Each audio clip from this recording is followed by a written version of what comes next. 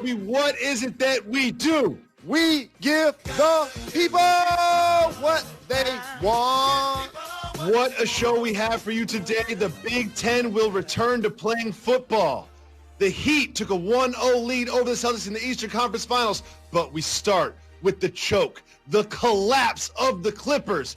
It was so bad. At the end of the game, Kawhi Leonard and Paul George weren't even on the floor as the Nuggets took the series and go to the Western Conference Finals. Jalen, let's start with Kawhi, who's been so good and so consistent through these playoffs. What happened to him last night? The Clippers didn't lose. They got waxed. It wasn't even close. Kawhi Leonard disappointed, Jacoby. 0 points in the fourth quarter from the claw. No lockdown defense on the perimeter against Jamal Murray, who's giving your squad 40. I was really disappointed in the fact that he wasn't able to lift the team, and great players do have bad games. It does take place. But he's in a different category, Jacoby. He's in the best in the game category. He was the king of the court. See, I'm not in any players' pockets, and I don't cheerlead individuals, especially if they don't represent Detroit. So therefore, I call out results. And when you win Finals MVP, you're the king of the court when you Kawhi Leonard. And you deserve to have that crown until somebody takes it from you. And you get it taken by my Denver Nuggets, a young squad that has never even been to the big game yet together. It's unacceptable. It really is. Well, this is not just on Kawhi Leonard. This was a team malfunction, and you said that good players have bad games. That's what happened with Kawhi. But it seems like with Paul George, bad games are what happened to him in this series. Why was he so up and down throughout this playoffs? See, here's what happens, Jacoby. This is the evolution of the player. So you go from being a guy in Indiana to playing alongside Russ, and you elevate your game at OKC and become an MVP candidate. And he's dealt with some horrific injuries, and he's overcome them. Mm-hmm. So now as a member of OKC, when Dame Dollar shoots you guys down, and then you go to the Clippers, it's like, we're about to get some things done. And you go to the press conference afterwards and was like it wasn't championship or bust? Did he not know that they have 4 guys averaging almost 20 points this year? That when you look on their sideline, Doc Rivers, Ty Lue, Sam Cassell can all be head coaches in the league? That they got Jerry West in the front office, Steve Ballmer as an owner writing blank checks? It was championship or bust, PG. And when you call yourself playoff P, now I look down at my phone, people gonna make fun. Way off P. It's trending, Jacoby, like you just said. For Kawhi, it's a bad game. For Paul George, this seems to be a trend. And that's unfortunate if you're a Clippers fan. It absolutely does. And look at these numbers. In the entire fourth quarter, the combined duo, one of the best duos in the NBA, had 0 points in a fourth quarter in which they were trailing in a Game 7. It's unspeakable, but the blame is not shouldered by just these two. There's also those other players you mentioned. The secret weapon of the Clippers was their depth, was their second unit, led by Lou Williams and Montrezl Harrell, who not just in last night's game, but in this series, I'm going to say it, became a liability. Whenever Jokic felt like he had Harrell on him, he could just score. He had more confidence. He had more room. He had more space. And whenever Lou Williams was on the defensive end, they sought him out and exploited him. And that wasn't just last night. That was in this game. With Harrell being a free agent, do you think that this poor performance in this series will impact him moving forward? If it don't make dollars, it don't make sense. Of course it does. Look at the Western Conference. The Jokers on a young squad that's ascending. You got to think about that when you re-sign a guy that's an undersized 5 that you want to finish games. Anthony Davis, look at all of the bigs that the Lakers have. You got to monitor that when you're talking about if you are a championship contender. And for Lou, never caught his rhythm. In and out of the bubble, had to be quarantined because he went to Magic City. Never really was able to regain the player that he was in the regular season. Montrez, in and out of the bubble, was not able to sustain his enthusiasm to not only finish, but then carry that into defensive tenacity. Like you said, he became a weakness. He became something that's like, wait a minute, he ain't tall enough for the Joker. We got to get more Zubac in there. And I want to shout somebody, because it seems like when times got close yesterday for the Clippers, I kept hearing one name, and it wasn't Kawhi. It wasn't PG. It wasn't Montrez. It wasn't Lou Will. You know whose name it was? What guy plays up front for them? That plays up front for the Clippers. All of a sudden, he was getting layups. He was playing hard. He was trying to help them get back into the game. Wasn't even none of their big name players. Did he used to play in the Lakers? He did. He did. Did we talk about Zubac? Correct. Now just think about this for a second. You add a guy from that team to give you size, and now you hope you have a closing lineup, and now he's playing in front of Montrezl Harrell. And Montrezl Harrell now is going to come to the table and be looking for a $100 million deal. This is not the summer for him to be trying to get a big deal from the Clippers. No, it is not. This is a debacle of epidemic proportions. I saw something that the Don Mega Ice Cube posted on social media. He had the championship trophy and he had the Clippers logo. And in the middle, it says socially distance. That's what this reminded me of as a Lions fan, how the Clippers were yet so close and talked about it so much, but yet was so far away. Well, we've spoken about the players that were on the floor, but we do have to put some attention on the coach of the Los Angeles Clippers. One of the best coaches in the NBA, if you ask anybody, and that is Doc Rivers. But the numbers are the numbers. Doc Rivers now has not one, not two, but 3 times blown a 3-1 lead in the playoffs. He's also blown a few 3-2 leads in the playoffs, and he doesn't do well in clinching games. Jalen, what do these numbers tell you about Doc and his approach to coaching in the NBA?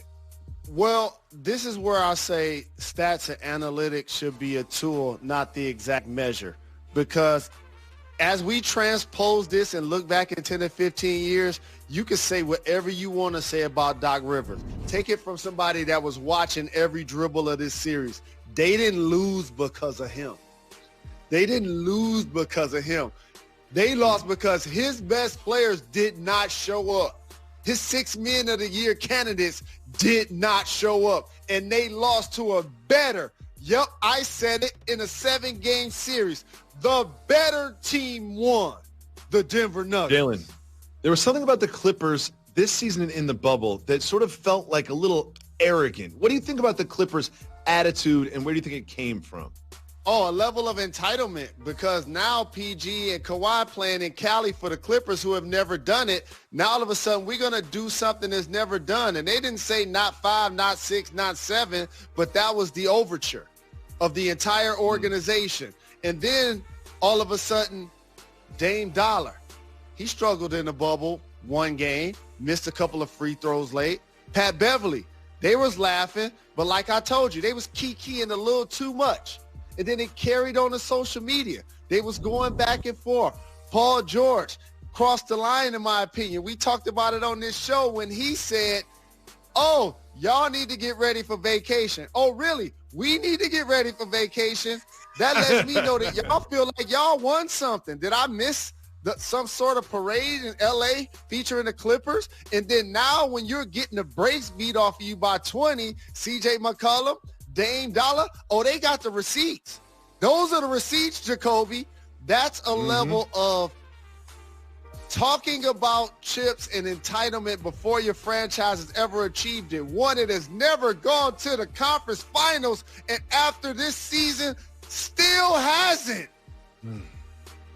Wow. Well, Jalen, we've talked enough about the Clippers. Let's now celebrate the success that is this year's Denver Nuggets. Twice down 3-1, twice going to 7, twice winning, this time in convincing fashion. And I would say that this performance from Jokic last night was the most impactful 16-point performance I have ever seen. Celebrate our guy, the stretch mark 5. Because he kept a minute until Murray got hot. in the second quarter. He was dropping dimes. He was keeping the floor open. And how he gets his offense is what makes him special, Jacoby. You can run a sideline out of bounds for the Joker, do a down screen, have him curl in the middle, and all of a sudden with his left hand, he's dropping it off to Grant. Or mid-range, when he's isolated against anybody, jumping off one leg, making jump shots. And then you can put him in pick and roll with Murray, the same exact thing. And so now when you have that guy and his intellect, it unlocks the floor. And then when Murray got going, it was lights out, baby.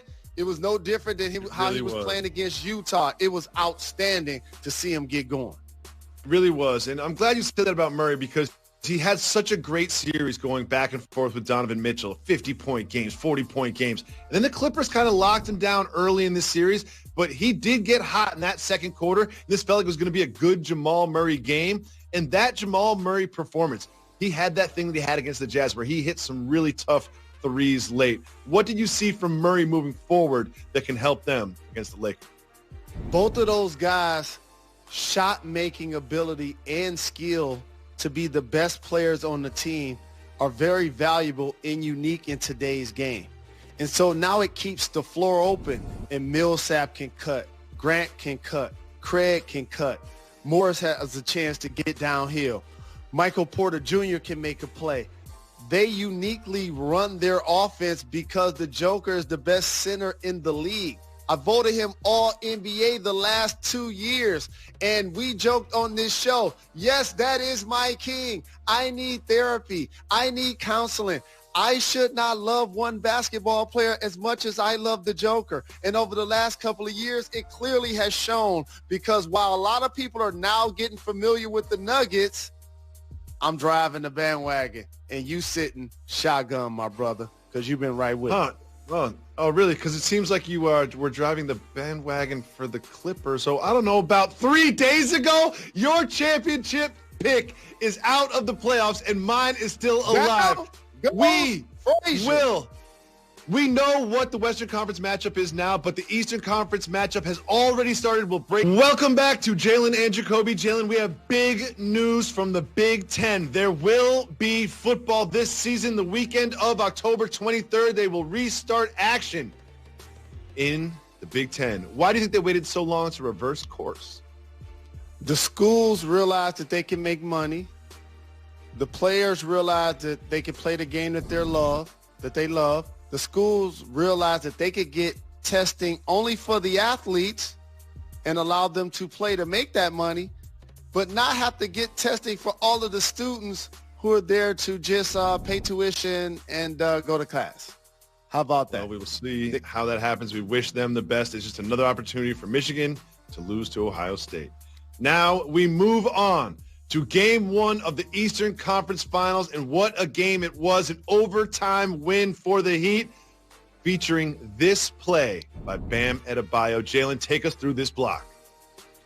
Great drive by Jason Tatum late in the basketball game by Jimmy Butler, who ushers them understanding that Bam is there. Terrific power because he gets the ball right before it goes into the rim. Timing.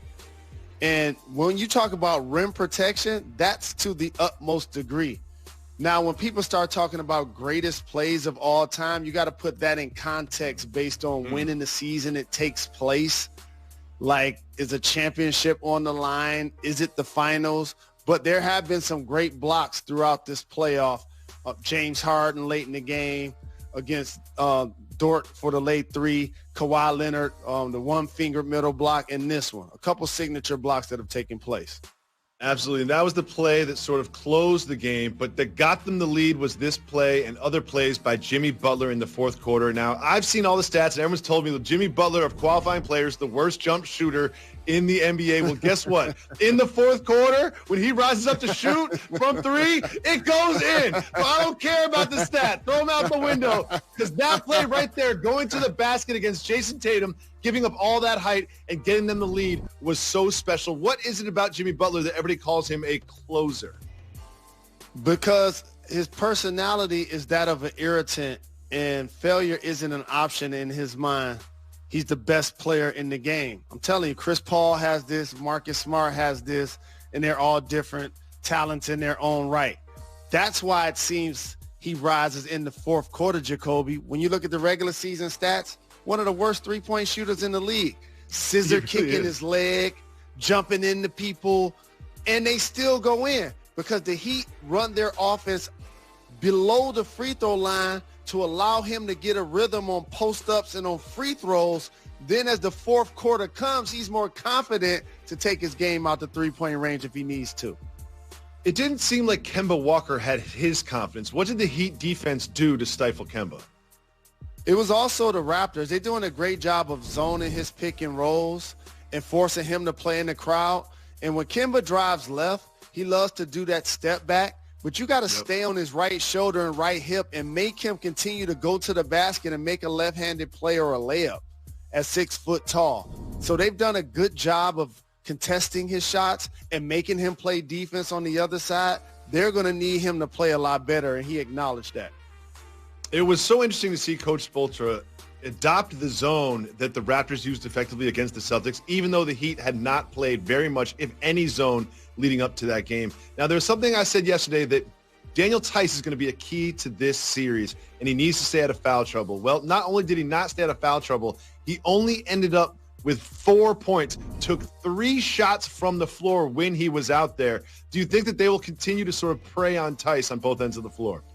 See, in the East, your guys that are playing the 4 and 5 or power forward in the center, they're legitimately sized. They're 6'9", 250, 260. You know, your 5 is, 6'11", 7 foot tall.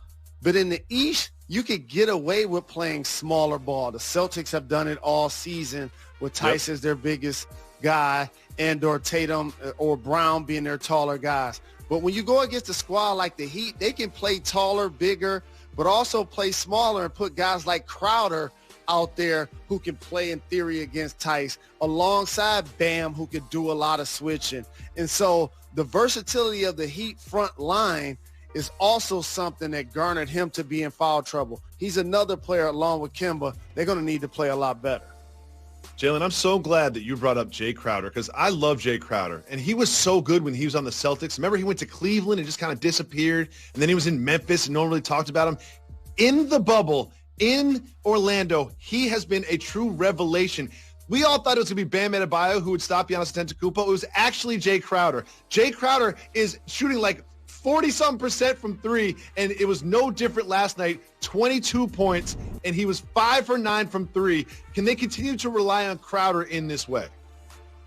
I believe so, especially if he's going to be wide open like that. Shout out to Marquette between Doc Rivers and Dwayne Wade, Jimmy Butler, and now Crowder getting love. But here's the deal. He's a former Celtic. So is Olynyk. So when you've been in a locker room that had the same coach and a lot of the same players, you should know how the secret sauce is made. And I'm pretty sure they're sharing that with Eric Spoelstra. And that's why, to your point about zoning, they zoned in the regular season also against the Celtics more than any other team. And now it's carrying over to the playoffs. Jalen, if we're talking about the Heat, we're going to talk about my white guys, Tyler Hero and Duncan Robinson. Tyler Hero was great last night. Look at that stat line. 12 points, 11 rebounds, and 9 assists. Huge buckets from Hero, especially in the fourth quarter of the Eastern Conference Finals. Jalen and Jacoby. Jalen, with so much going on the court in the playoffs, it's important we don't lose sight of the fight against social injustice. So that's why we will bring you a new message of the movement. Today's message is Justice Now. What does that mean to you? See, this show is going to continue to apply pressure, and I appreciate that for national consumption because we're going to celebrate the playoff prowess of so many great heroic things that are taking place on the floor. But I'm glad we're highlighting the amazing reparations and field position these players continue to garner by having Black Lives Matter on the floor and allow us to talk about social justice. Justice now means so very much today because Breonna Taylor's family is going to garner a settlement of around $13 million from the state of Kentucky. That does not absolve, however, the police officers who still should be arrested for and jailed for her murder. Those are two different things. We will keep you posted. Good point. Jalen, I have a very interesting update in the saga of Maya Moore and Jonathan Irons. Jonathan Irons is someone who was incarcerated for over 20 years. Maya Moore fought and fought and fought for his case. So much so she did not play in the WNBA to bring attention to this case. And today they have announced that they are married. What does that tell you? So ultimately, she ended up fighting for her husband's freedom, which is noble whether he's a stranger or not. What I'd be curious to figure is when she actually fell in love with him and or vice versa. I'm pretty sure they're going to be asked. I can't wait to hear the story. Congratulations. I read the story about it. I encourage everyone power couples to do the same. They are truly a power couple. We will be back tomorrow on ESPN at 2 o'clock.